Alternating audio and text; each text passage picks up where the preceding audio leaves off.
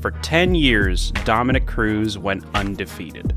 Despite battling the worst series of knee injuries a high-profile athlete has ever gone through, he's still carved out a legacy as consensus Bantamweight GOAT, regardless of an EPO merchant trying to lay claim to that title now. While Team Alpha Male had an assembly line of wrestlers with the dreaded overhand right guillotine combo, they'd line them up, and Cruz would knock every single one of them down. Alpha Male were Cruz's bowling pins. It essentially became Alpha Male's sole mission in life to defeat Dominick Cruz, with really nobody outside of TJ even getting close. And even then, Dwayne Ludwig deserves the credit for that one. For a solid decade, just about every fighter Cruz took on was or had been a part of Faber's team, trained with them at some point, etc., while the Dominator figured, why join him when you can beat him? Alpha Male is a camp notorious for not learning from their mistakes. It really felt like they went, Cruz's footwork and head movement makes that overhand right kinda hard to land. Well, better keep trying. Really felt like Alpha Male was designed to be the bridesmaid to Cruz for as long as he held that belt. He was Darth Vader to Uriah, until he wasn't. Cody No Love was an undefeated prospect, known for his boxing, speed, and KO power. He essentially ended Thomas Almeida's UFC career, breaking his 21-0 undefeated streak worse than Brock Lesnar did to The Undertaker. He separated Mizugaki from consciousness even faster than Dominick did. He took out Brimage with 10 seconds left, and he also knocked TJ Dillashaw out in training and had him coping about it all the way to UFC 217. Coming into this fight, it didn't look like Cody had anything Dom hadn't seen many times before from the exact same camp.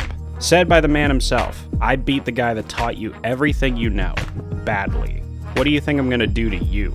It looked like UFC title defense number 6 for Cruz, but looks can be deceiving. While Team Alpha Male took a generational belt-to-ass L from Cruz for 10 pissing years, they now had 10 years of film and tape on him.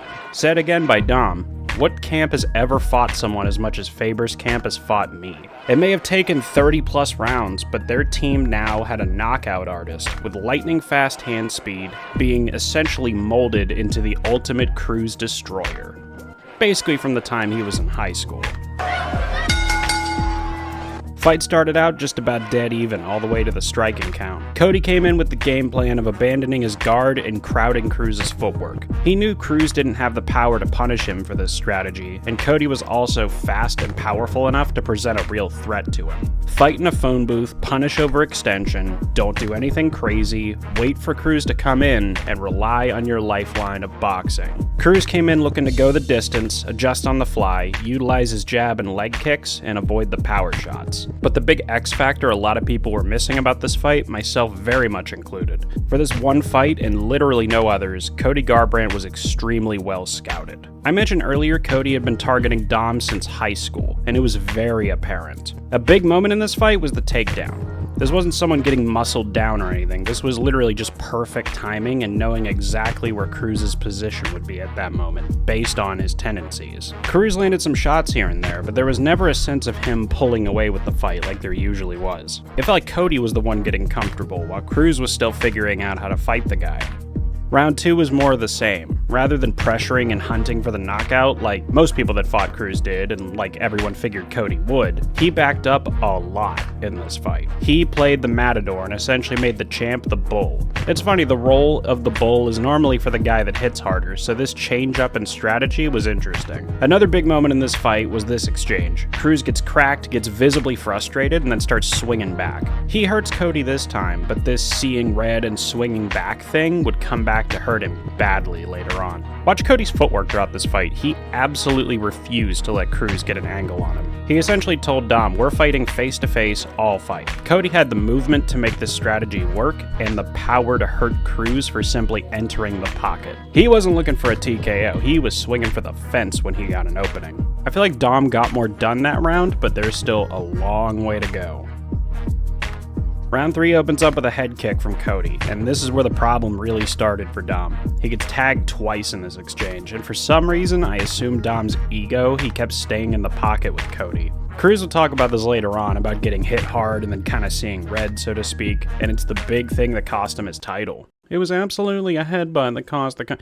No, it wasn't, Joe. Garbrandt is in zero danger, and he absolutely feels it. This is what happens when your opponent knows your footwork pretty much just as well as you do. Team Alpha Male, without Cody, had 30 rounds worth of footage and experience against the champ. And combine this factor with Cody targeting Dom since he was a teenager, this caused Cody to be the one. The man who figured out Dominick Cruz. The man who hacked the Matrix, so to speak.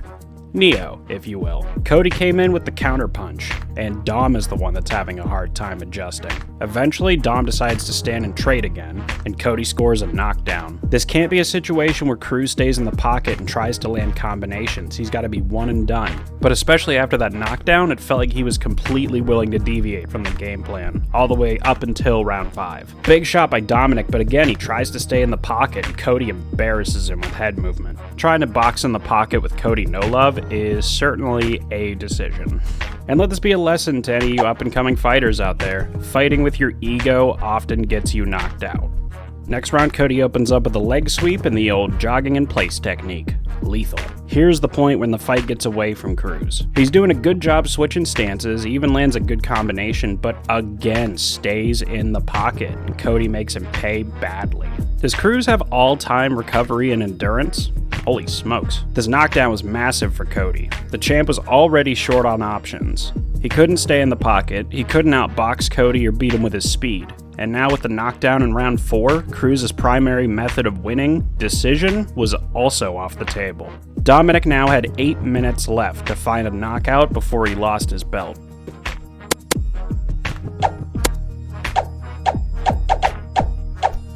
That's not gonna help things. Neo's showing he's got shit figured out. Cody's like, yeah, I know that jab's coming. Get the hell out of here. If you want a specific point where this fight was over, it's right here. Knocked down again. Gets back up, knocked down again. Gets back up, and knocked down again. He definitely broke Dom mentally by this point. Cruz came out for the last round knowing he needed a finish. The game plan basically became chase him around the cage. BJJ Scout had an excellent breakdown of this fight back in the day where they mentioned round 1 and round 5 was the fight Cruz was supposed to have. Jab, avoid the counter, counter the counter. But through a mix of no love having a generational performance, Cruz coming in overconfident, looking past Cody, the mountains of scouting from Alpha Male removing any questions or confusion about Dom's style. The evil empire was officially dead. Cruz's reign of terror over the Bantamweight division was over. Cody Garbrandt would win one fight through the next 7 years, but nobody, not even TJ Dillashaw, can take away maybe the best performance from a contender in title fight history.